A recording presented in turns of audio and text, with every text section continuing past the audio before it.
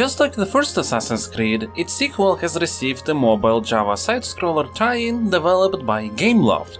This is going to be one of my shorter Stasocritic videos, and here's why.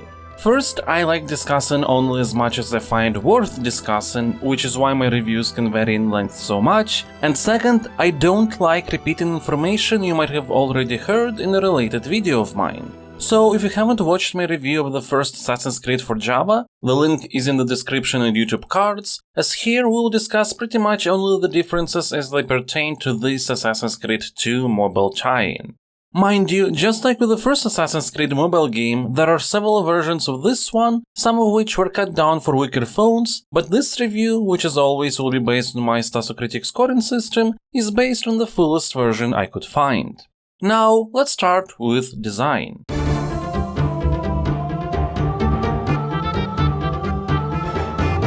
This is the most important category of Stasocritic with the biggest weight, for as the way a game is played and structured is what defines our experience the most.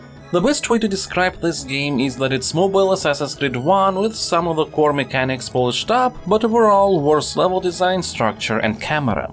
The game controls and feels much better. The first Assassin's Creed controlled fine enough, but Altair would sometimes just not process the action normally, and combat moves could feel like they're delayed a bit.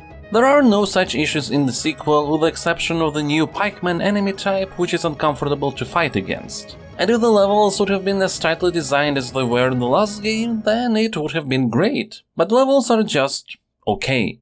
The first Assassin's Creed had a structure where every obstacle would be properly introduced and then reused in different configurations to create variety and escalate challenges. In Assassin's Creed 2, it is not uncommon to see some sort of interactive object for the first time in the middle of a jumping sequence, and you either have to roll with it fast enough or fail. There are good challenges spread throughout, but they feel more random.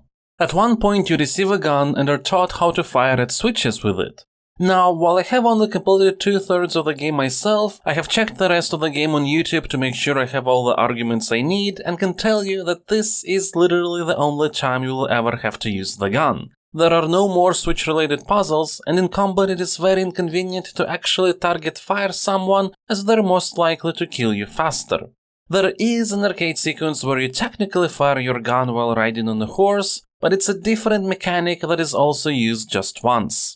And the levels don't revolve around any particular obstacle themes like they did in the previous title, with the only little exception being gondolas used only in Venice. But it makes areas feel less distinct even if the challenges try to be varied. Progression is also not as satisfying. In Assassin's Creed 1 you received all your extra tools as a result of boss battles who use those tools against you. Assassin's Creed 2 doesn't have any bosses except until the very end, while tool progression is practically non-existent. Grappling hook is available from the beginning, pistol is lying just there on the ground, spear you take from enemies but lose at every level. It's not as connected and thought out. Plus, some level design decisions feel arbitrary. For example, there are two types of haystacks you can hide in, static and movable.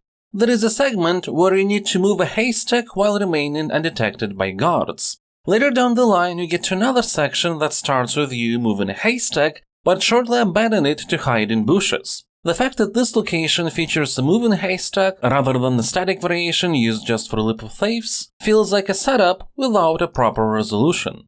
It doesn't help that the camera hinders your visibility quite a bit. In the first Assassin's Creed game it not only would go left and right quite far depending on your movement direction, but also would slide down or up to show respective challenges in the vertical space. Assassin's Creed 2 doesn't tend to do either of those things. While there are exceptions, most of the time Ezio stays centered, with the vertical line of sight being limited. The horse sequences were replaced by flying sequences, and they also feel more frustrating due to the addition of the altitude mechanic, which is quite difficult to comprehend because it is all based purely on the thin meter to the left, but not visible visually on the flying machine itself. Plus, some QuickTime events during these segments aren't quite as responsive. All this leads me to assigning a 6 to design. Assassin's Creed 2 is an improvement over the first mobile game in terms of actual core gameplay, but the rest is quite basic. It is a collection of engaging enough challenges that is not connected together with proper structure and progression.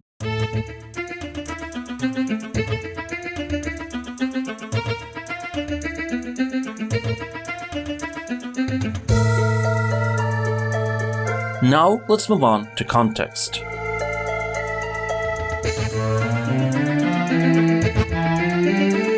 This category has a weight of 1 and is all about contextualizing the player's actions, plot, motivation, characters, etc. Everything I have said about Assassin's Creed 1 for the most part applies to this game as well, which is why I will assign a 3 again.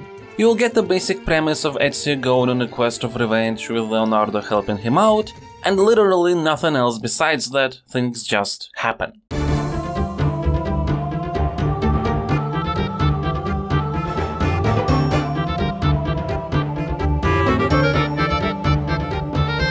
Let's discuss aesthetics now.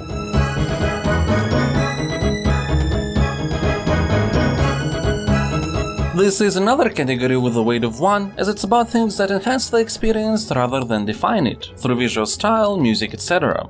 Here Assassin's Creed 2 actually fares worse than its predecessor in the graphics department. While when the game is static, the art looks cool, animations are choppy and clunkier, and interactive objects don't stand out as much as they have in the first game, so as a result, if you encounter one for the first time, you might not understand at first that it's actually something you can jump on. When it comes to sound effects, Assassin's Creed 2 fares the same. There's few of them and they feel repetitive. And while there is a bit more music in this game than in the predecessor, it is not actually music from the console game versions, but something that feels very generic.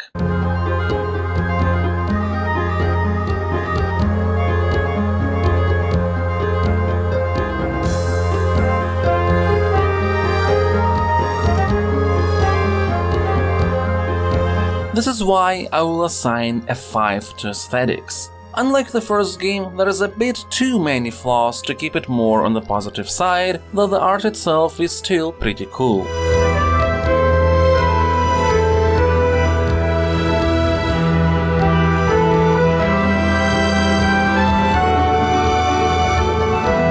Let's quickly discuss cohesion.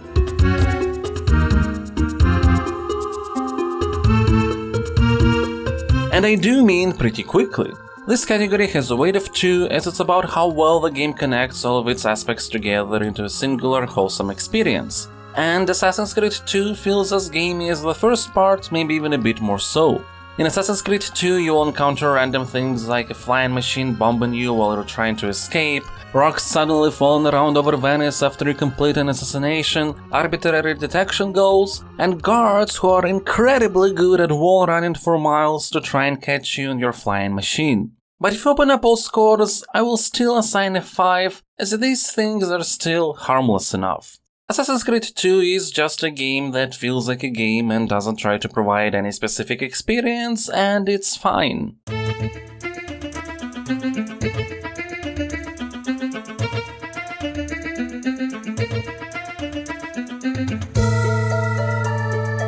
Now let's talk about emotions.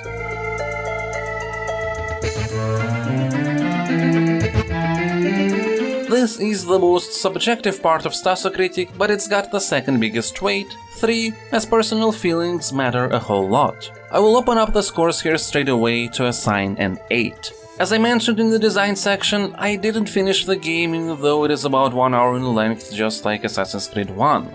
While I had enjoyment and can't say I was frustrated or anything, I also didn't really feel like playing beyond what's necessary for the video, which still doesn't prevent the game from reaching the score, as the half an hour I've spent with it didn't feel wasted.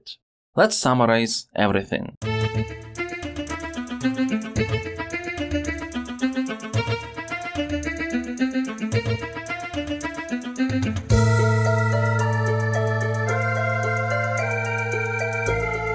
After all scores and weights are taken into account, the mobile version of Assassin's Creed 2 gets a final Stasocritic rating of 56. It's an alright game and can be enjoyable.